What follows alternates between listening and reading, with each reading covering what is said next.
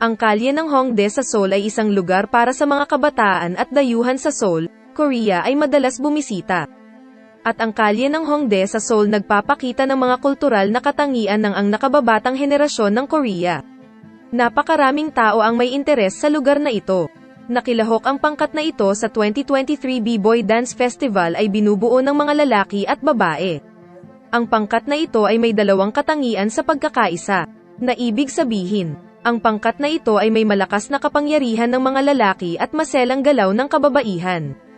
Ang mga koponan pagsali sa isang B-Boy dance contest at pagpaplano at paghahanda ng mga pagtatanghal gumanap ng B-Boy dance sa entablado at sumasalamin sa mga pinakabagong trend sa Oktubre taong 2023. Lahat ng entry teams ay gumaganap ng husto sa harap ng maraming madla, naghahanda ng B-Boy dance na may malikhaing pagpaplano.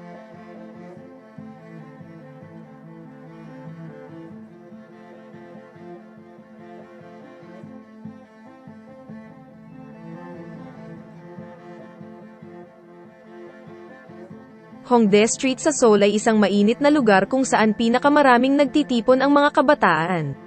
May iba't ibang entertainment facility at restaurant na gusto ng mga kabataan sobra.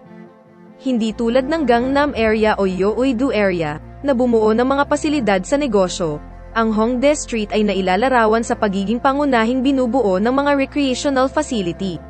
Sa partikular, nagpapakita ng iba't ibang katangiang natatangi sa Korea ang mga pasilidad para sa mga kabataan ay puro dito. Dahil mabilis itong sumasalamin sa mga uso na gusto ng mga kabataan. Madali kang makakasabay sa mga pinakabagong uso sa Seoul.